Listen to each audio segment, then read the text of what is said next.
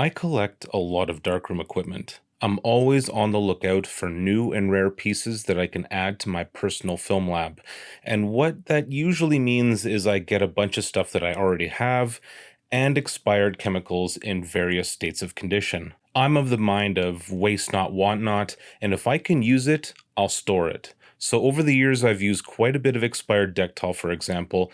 When stored in metal tins, it works for decades. I've used Dektol from the 60s, and it works like new. Liquid chemicals, though, don't hold up.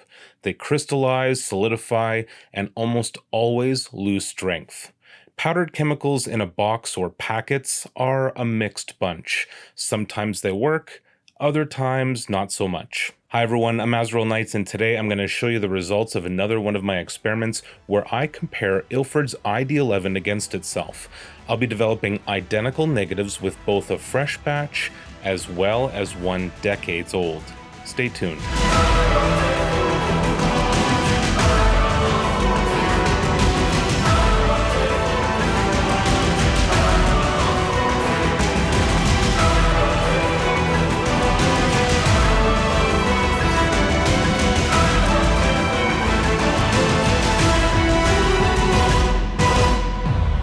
For my test, I made a fresh batch of D76 so I would get the optimal results. I'm using D76 as a control.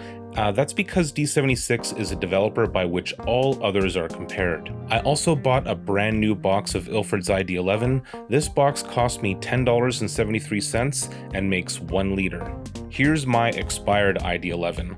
I can't tell you how old this is, and maybe someone in the comments knows, but the developing instructions within contain directions for Ilford HP4 and HP5, but no HP5+. So quite a while. The price is another great indication of age at $1.95 for a kit that makes 600 milliliters. So the new stuff is about $1.07 per 100 milliliters, and the expired stuff was about 33 cents per 100 milliliters, not counting for inflation, of course. Opening the fresh stuff, you see it comes with 2 packets of powder, and same with the expired. Though the expired packets seem to be made of paper, which can be an issue with humidity over time, but these don't look damaged. An awesome little gem is that the expired ID11 comes with a sticker label to put on your bottle. Both the old ID11 and the new need to be mixed at around 40 Celsius, and I start with the expired stuff. As you can see, it looks pretty muddy when mixed. This isn't a death sentence though. I had this happen to chemicals before and everything turned out just fine. After mixing, I add it to my newly labeled bottle and set it aside.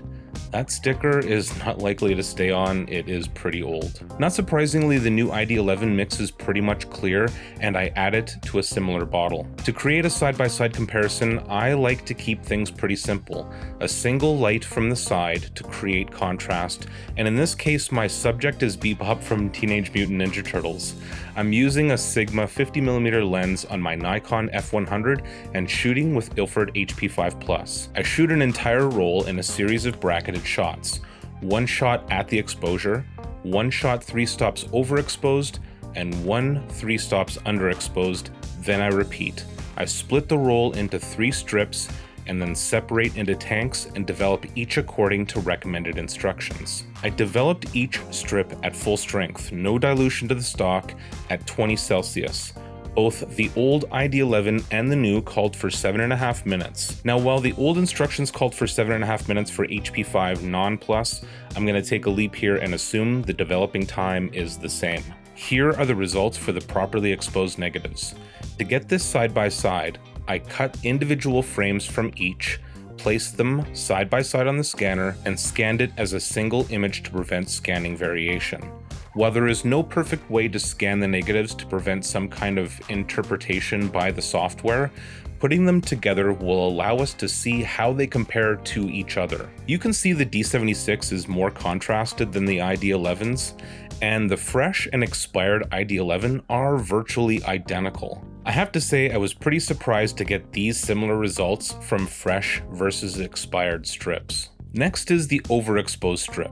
All of them handle overexposure really well, but I think ID11 has the edge over D76, and a surprise to me was that the expired ID11 retains more contrast. I wasn't expecting that, and I'm left to wonder if it's a product of its age or a formula change.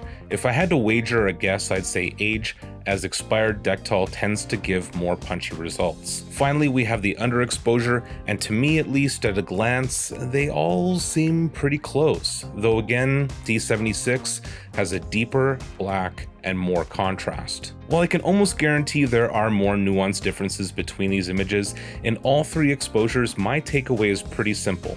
ID11 starts you out with a flatter image than D76, and expired ID11 holds up very well in undamaged packaging. I'm reluctant to discuss sharpness because any differences just might be the negative resting on the scanning bed slightly different than the others. While I prefer a flatter negative so I can control the contrast myself in post-production, what I can't get over is the price. D76 for me is $14.47 for 3.8 liters, while ID11 is $10.73 for about a quarter of that. For me, the gold standard remains D76 for a powder developer. What is also important to me though is choice, and I think it's great that Ilford offers us a wide range of developers to choose from if small differences like this matter to you.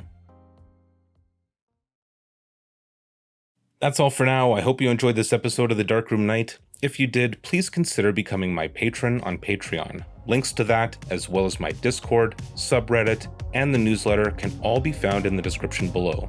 And until next time, stay classic.